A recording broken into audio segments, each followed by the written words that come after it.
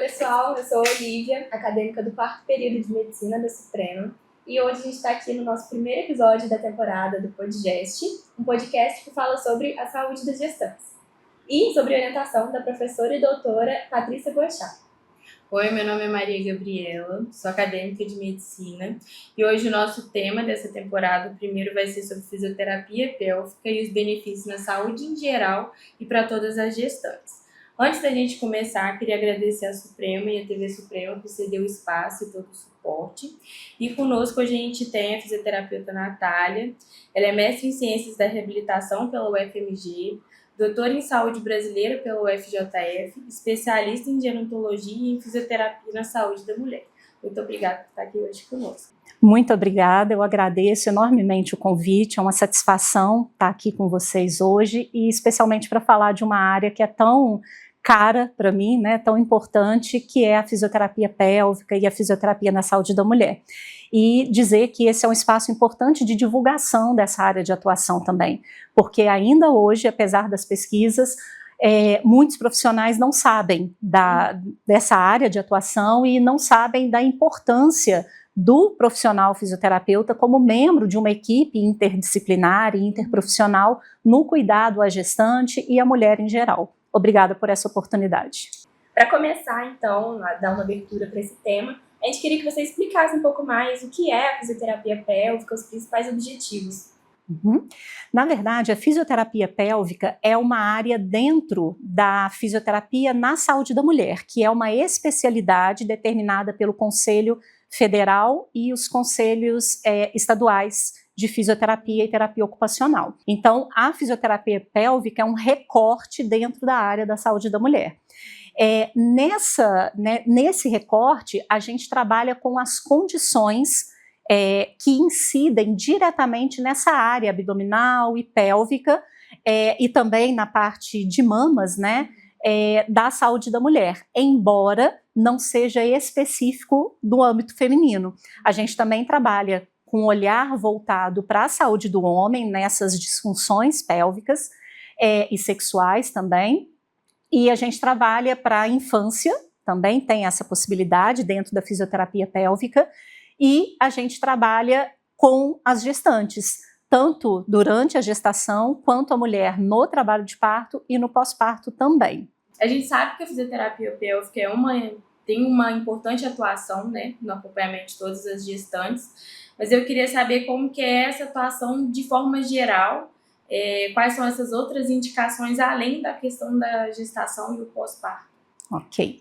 A fisioterapia pélvica, ela trabalha basicamente com as disfunções relacionadas à região abdominal e pélvica, tá? E aí a gente inclui as incontinências, tanto urinária, quanto de flatos, quanto de fezes. A gente trabalha com as distopias genitais, que é quando, né, tem aqueles prolapsos de vísceras pélvicas. A gente trabalha em situações de dor pélvica crônica, muito comum e muito necessário para aquelas mulheres com diagnóstico ou suspeita diagnóstica de endometriose.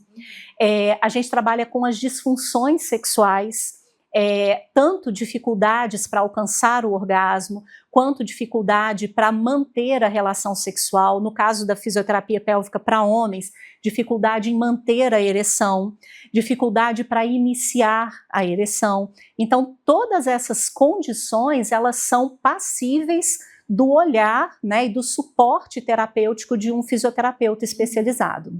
Além, claro, da gestação e do parto, né, que é o foco maior desse podcast. Então, inclusive sobre isso, eu queria perguntar para você como que ela pode ajudar as mulheres gestantes no periparto, no pós-parto e durante a gestação também. Muito bem. A fisioterapia pélvica, o foco dela acaba sendo muito a região de assoalho pélvico, de períneo, de pelve de uma maneira geral, né? Abdômeno-pélvico, a gente diz. E aí, durante a gestação, a gente sabe que esse é um segmento corporal muito sobrecarregado, por conta das modificações físicas, fisiológicas próprias do período. Isso se a gente não contar que essa mulher já tinha alterações antes, né? Se a gente imaginar que ela é 100% ok em relação a essa área, totalmente saudável, a própria gestação por si só já determina uma sobrecarga aumentada. Se essa mulher já tinha uma sobrecarga antes, agora a situação fica bastante mais crítica, né? Então, a fisioterapia, ela entra com o objetivo de regularizar essas tensões musculares, essas ativações musculares, esses equilíbrios faciais e musculares, né? A fáscia que envolve cada músculo, para que as cargas que incidem nessa área sejam distribuídas de uma maneira mais uniforme e dessa maneira essa mulher fique menos propensa a desenvolver disfunções durante a gestação e também depois do parto. E aí, para isso, a gente utiliza recursos fisioterapêuticos, recursos próprios do fisioterapeuta.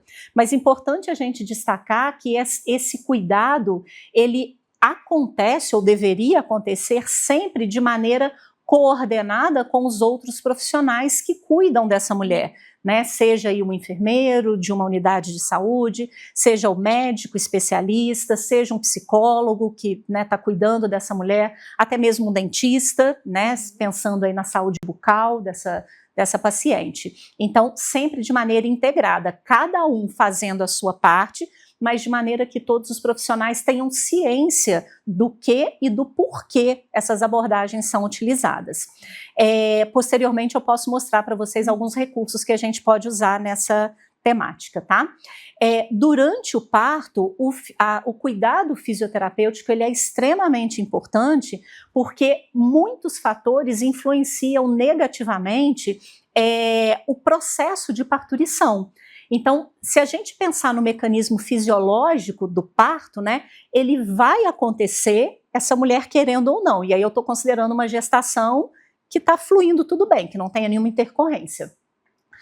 Mas um ambiente estressante, pessoas em excesso, falando em excesso, excesso de luminosidade, de ruídos, o próprio medo, tudo isso pode impactar o processo de parturição, né? E aí entra o fisioterapeuta, mais uma vez, não é sozinho, ele tem que estar integrado numa equipe, né?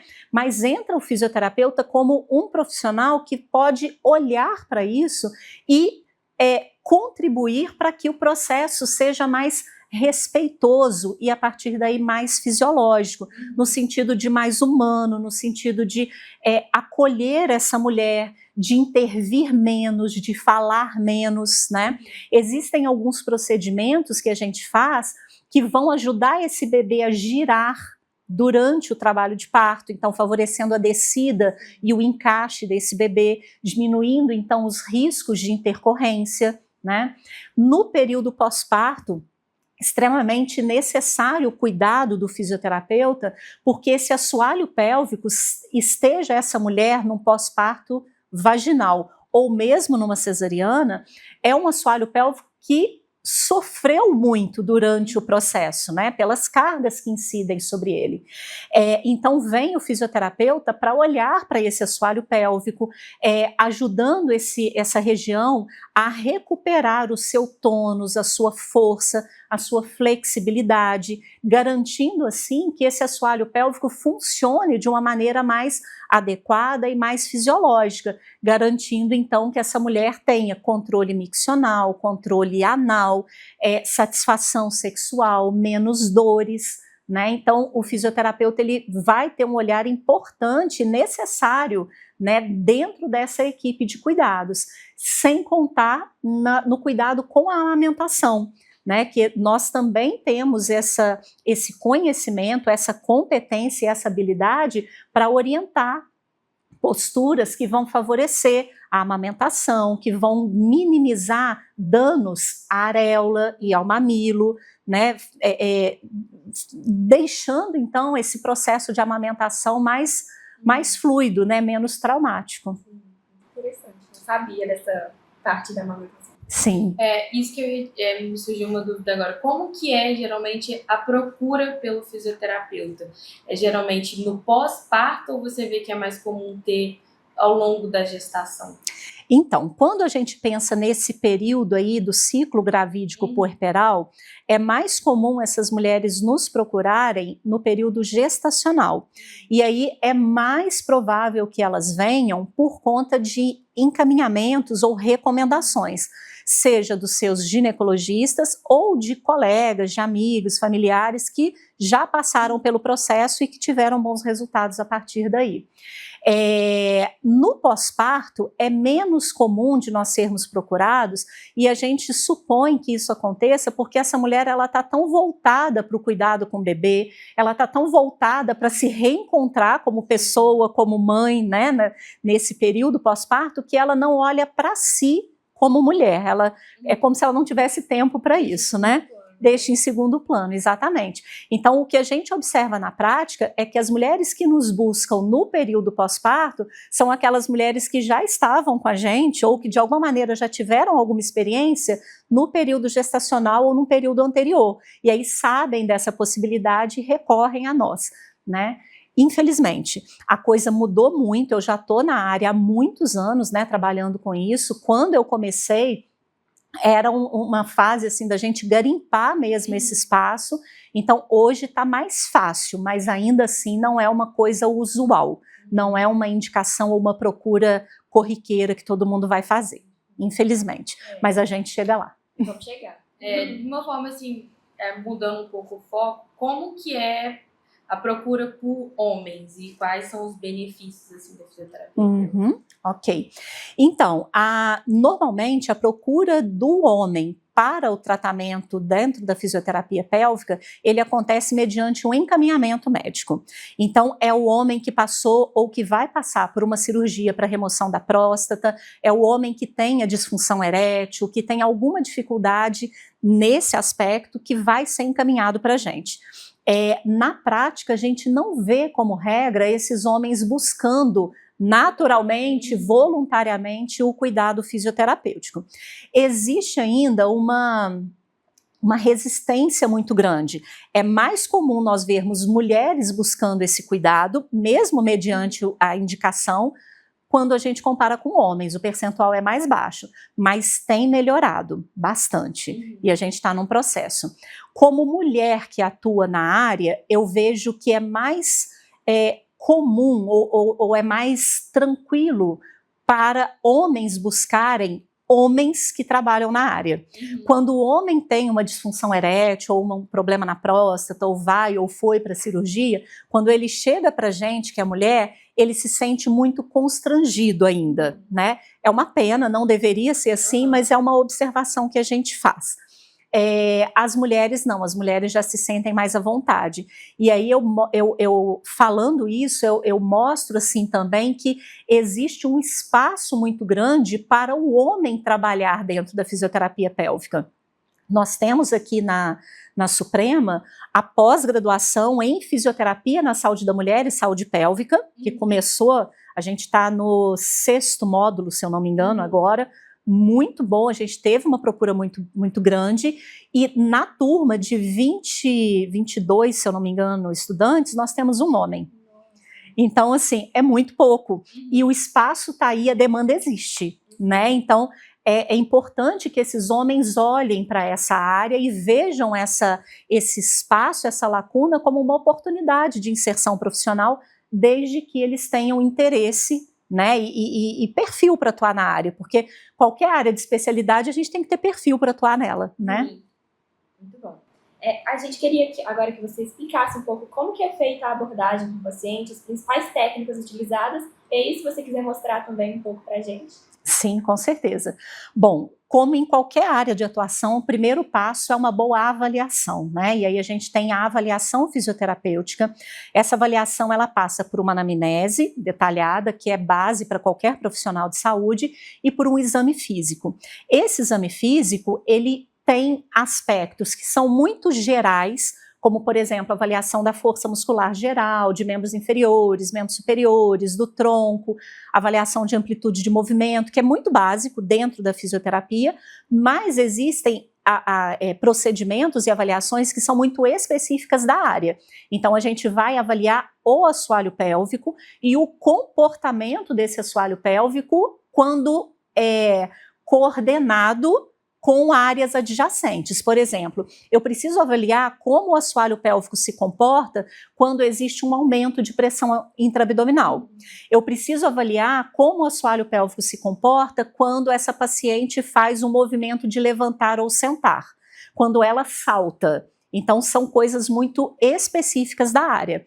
E aí, depois que a gente faz essa avaliação, a gente vai identificar o impacto do problema na vida dessa pessoa, na rotina. E para isso a gente pode utilizar a Classificação Internacional de Funcionalidade, que é a CIF, que também é básica para todo profissional de saúde.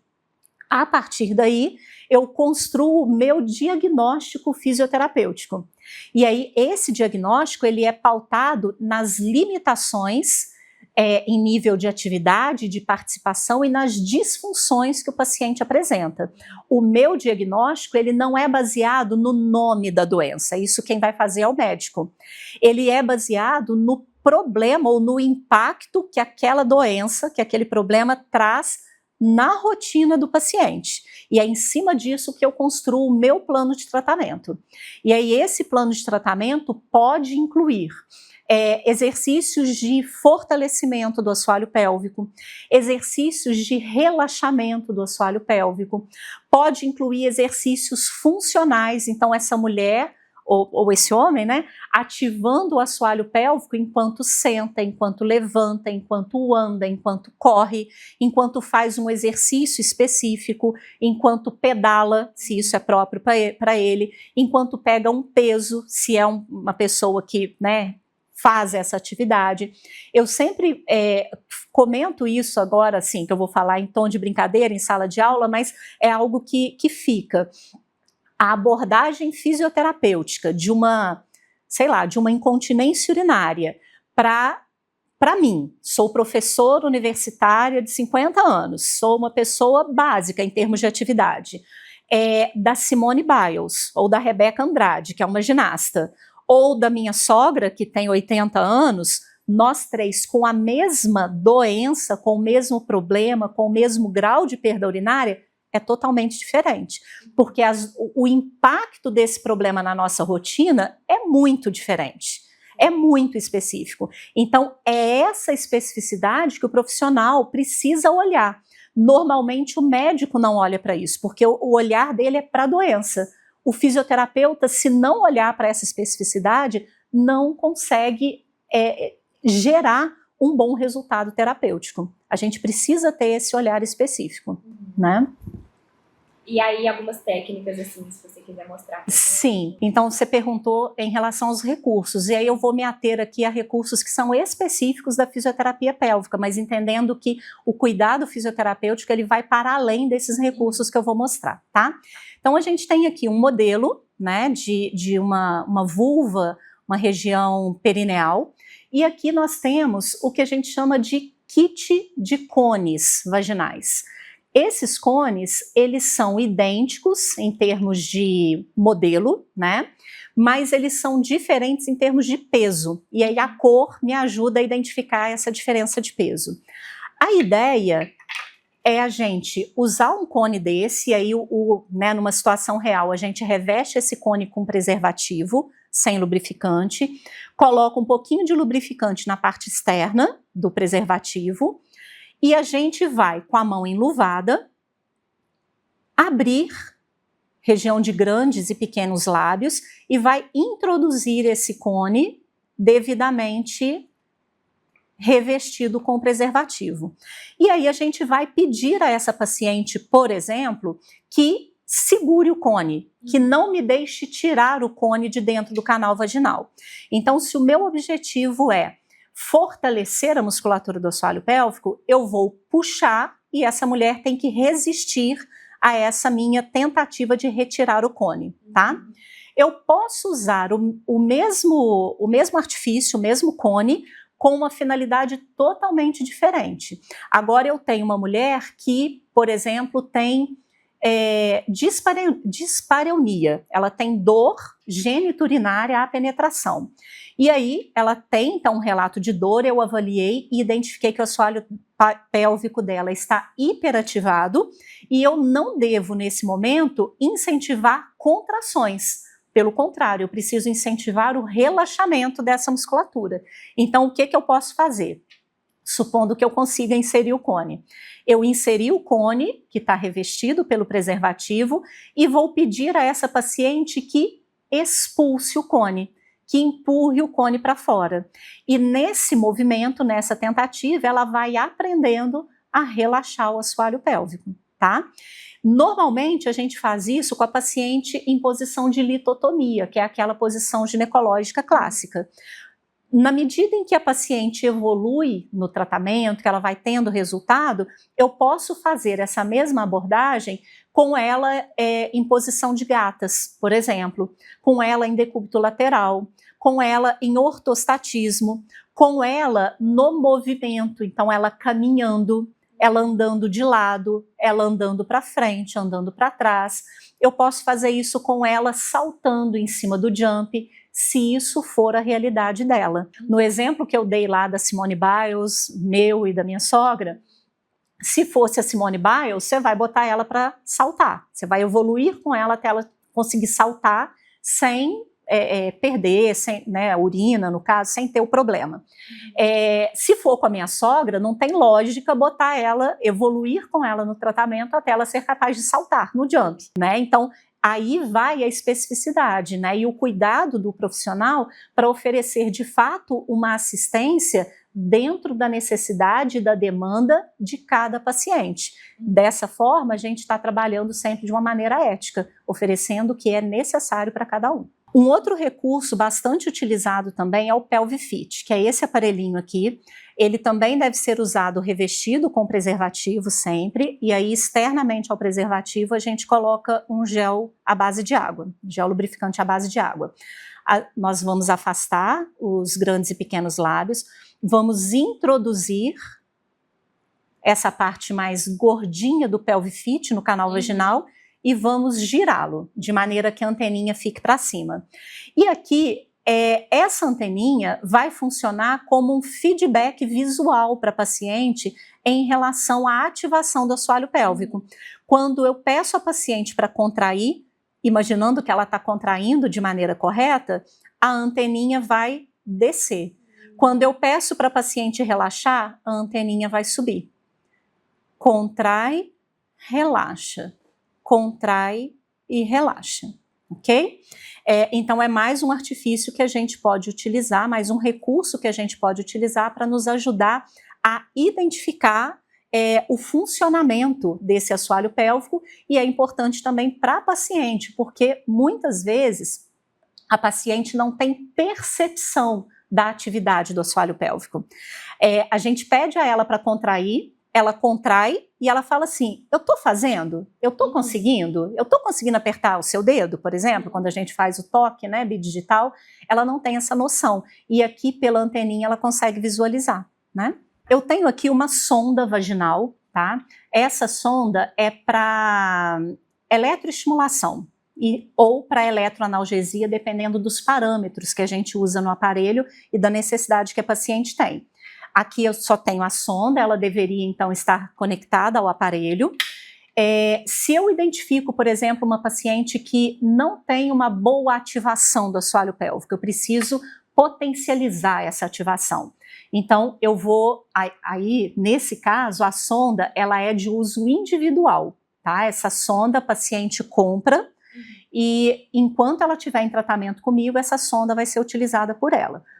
Terminei de usar a sonda, eu lavo com água e sabão. Simplesmente guardo e depois a paciente utiliza de novo.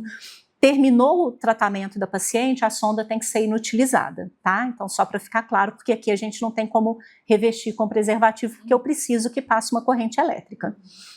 Então, aqui eu vou colocar o gel lubrificante à base de água, afasto grandes e pequenos lábios, introduzo a sonda no canal vaginal, e aí se eu identifiquei que essa paciente tem a necessidade de melhorar a ativação do assoalho pélvico, eu vou utilizar parâmetros que estimulam essa contração. E aí eu vou orientar a paciente no momento em que sentir a passagem do estímulo elétrico, ela vai tentar contrair junto. Então isso vai otimizar a capacidade de contração ao longo dos atendimentos. Eu poderia usar o mesmo recurso agora com a finalidade de analgesia. Eu tenho uma paciente com dispareunia, por exemplo, ou eu tenho uma paciente que tem pontos de dor dentro do canal vaginal ou mesmo na região do assoalho pélvico, do períneo. Eu vou colocar parâmetros que dão esse efeito analgésico e vou ligar o aparelho e o paciente vai ficar com o aparelho passando o estímulo elétrico durante o tempo requerido de acordo com as evidências para essa finalidade. Aqui nós temos um kit de dilatadores. Esses dilatadores, eles são usados para as mulheres que têm uma tensão aumentada na região do assoalho pélvico. Então são mulheres que precisam relaxar, ceder, diminuir essa tensão. Então a gente vai identificar na avaliação fisioterapêutica qual é o dilatador que a paciente tolera de maneira confortável, e aí vou imaginar que seja esse dilatador. E aí eu vou revestir com preservativo sem lubrificante, do mesmo jeito, colocar o lubrificante externo, afastar pequenos e grandes lábios, introduzir no canal vaginal e vou trabalhar a mobilidade desse dilatador dentro do canal vaginal. Então, isso é uma forma de liberação miofacial com o uso do dilatador, tá? Na sequência, eu passo para o dilatador imediatamente maior, que no caso é esse daqui. E aí, esse na sequência pode ser que demore 2 atendimentos, 10 atendimentos, vai depender de cada situação. E aí eu procedo da mesma forma, até evoluir para um dilatador que tenha um tamanho, uma espessura compatível com a necessidade da paciente. Então vamos imaginar que é uma paciente que tem relação sexual, e aí o interesse dela é no máximo desse tamanho, então eu vou trabalhar com esse tamanho aqui. Vamos imaginar que seja uma paciente sexualmente ativa que tenha interesse em alcançar o conforto mediante uma penetração com um pênis, né, um órgão sexual aproximadamente desse tamanho. Eu vou trabalhar com esse tamanho aqui. Mais uma vez, o tratamento ele é sempre individualizado, a gente não trabalha de maneira protocolar, a gente não tem protocolos para esse tipo de atendimento, tá? Sobre essas técnicas mais utilizadas, quais delas que são usadas ao longo da gestação para ajudar a gestante, por exemplo, com trabalho de parto, para ter um pós-parto mais tranquilo? Ótima pergunta. Então, na gestação, a gente prefere evitar procedimentos que requeiram a introdução de algum tipo de objeto, né, desses aqui ou outros, né, que a gente utiliza na prática. Podemos utilizar esses mesmos dilatadores, por exemplo? Podemos, mas não a gente precisa ponderar se é necessário. Por quê? A gente já sabe que a gestante ela tem uma imunidade mais baixa, né? Muitas vezes ela tem condições clínicas associadas que potencializam essa baixa imunidade.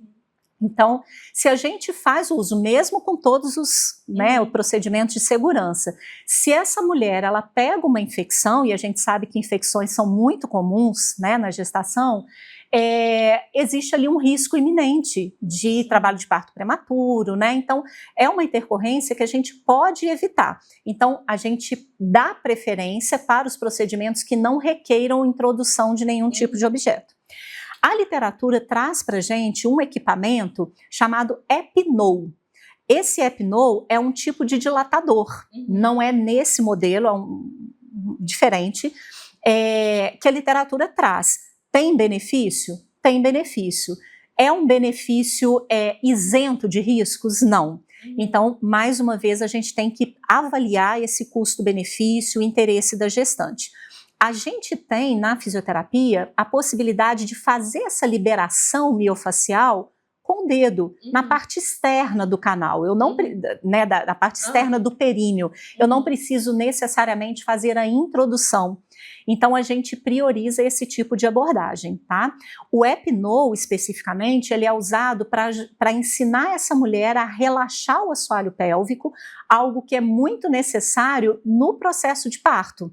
Então, a gente consegue esse resultado por outras vias que não trazem esse risco associado. Então, a gente sempre vai preferir. Agora, para finalizar, você percebe algum tipo de tabu, alguma resistência em relação à fisioterapia pélvica, né, com os pacientes? Quais as estratégias que você usa para isso, os principais desafios? E eu queria que no final você falasse o que você falaria para uma gestante sobre a fisioterapia pélvica. Okay. O que isso poderia trazer de benefício para ela? Muito bem. Ainda existe tabu, né?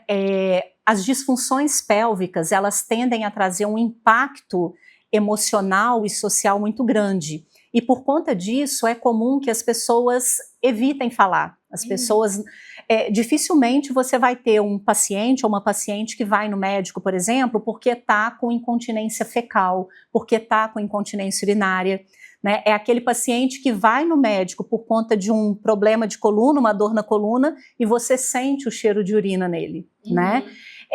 Então isso mostra que as pessoas ainda são muito resistentes, talvez por achar que isso é normal, que muita gente perde, né? Pensa, minha mãe perdia, então eu vou perder também, eu tenho esse problema porque já é de família, e não é verdade, isso não é um fato, isso é fake, né?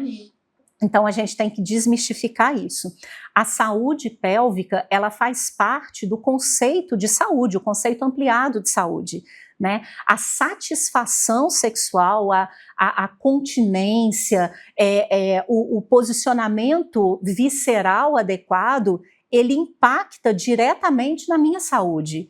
Então, ele está, sim, vinculado ao conceito ampliado de saúde. A partir do momento que eu tenho um problema e isso faz com que eu me sinta envergonhada, constrangida, inibida, que eu evite determinados espaços sociais, isso está me atrapalhando do ponto de vista da minha qualidade de vida e da minha saúde.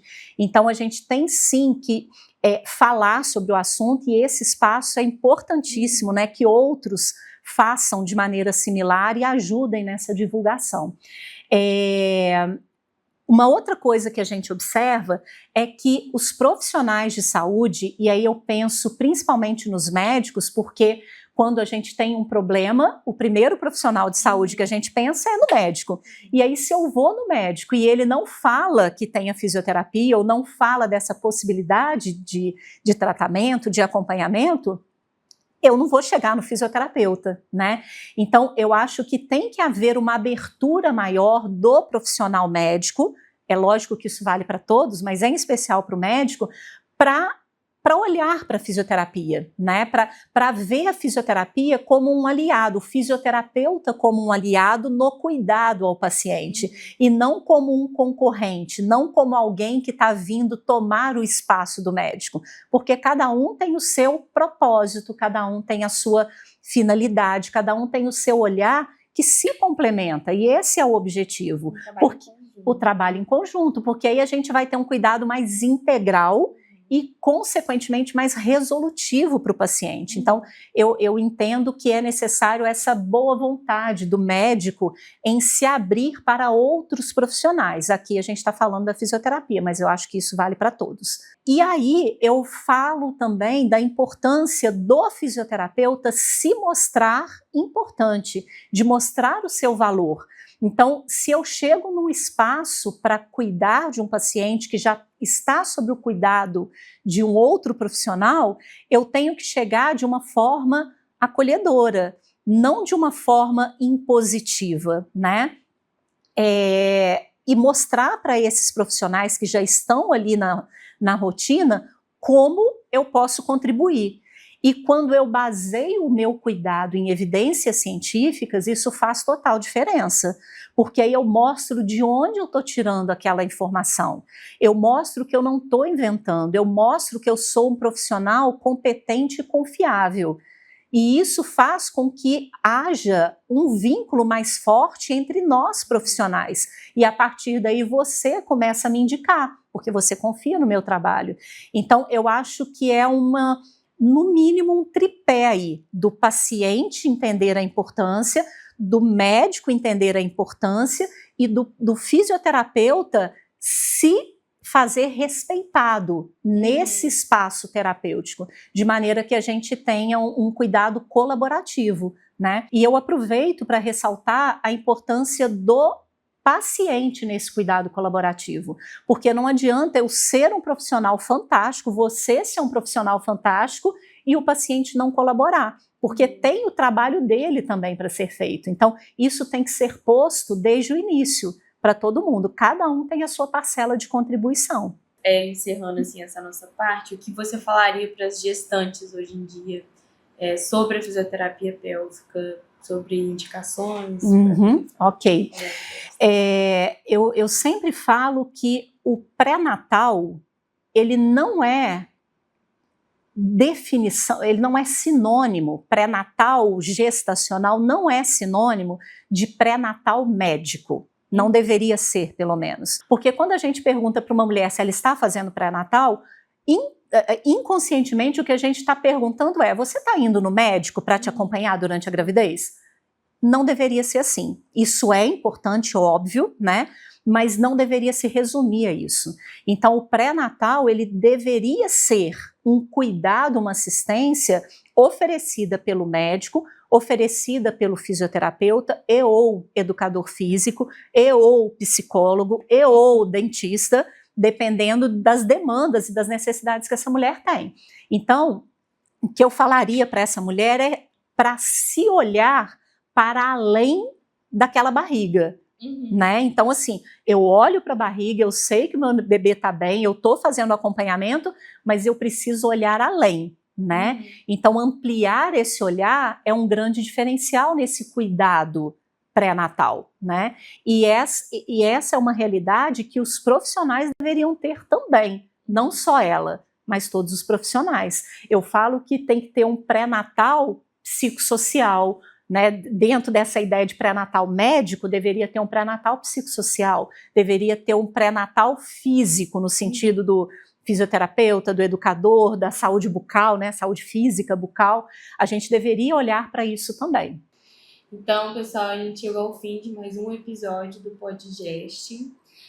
Acredito que a gente conseguiu explorar bastante sobre esse assunto e queria agradecer a doutora Natália por dispor o tempo, né, para a gente esclarecer um pouco mais sobre sua especialidade. Muito obrigada.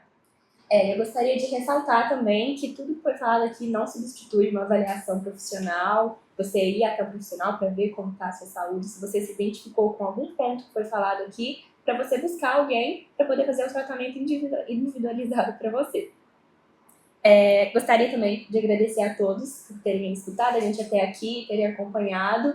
Se tiverem gostado, achado interessante, relevante, compartilha com alguém que você acha que talvez precise, que precisa ouvir isso, conhecer mais um pouco. E é isso, a gente fica por aqui. Muito obrigada, professora, mais uma vez, por poder estar aqui com a gente. Foi muito difícil de a gente arrumar um horário, mas saiu, deu certo. E é isso. Muito obrigada. E eu que agradeço o convite, mais uma vez, a oportunidade de falar sobre esse assunto extremamente importante, relevante. Reforço o que aqui foi dito, né, da importância de uma avaliação profissional. A gente não deve se basear exclusivamente nas redes sociais, né? Aquilo ali é uma informação generalista, importante, mas nem sempre aquela verdade é a sua verdade. Então, o profissional, ele é fundamental para identificar quais são as suas necessidades e, a partir daí, orientar um tratamento que seja condizente para resolver o seu problema. Obrigada, e eu também fico à disposição de vocês, inclusive pelo Instagram. Muito obrigada. Obrigada.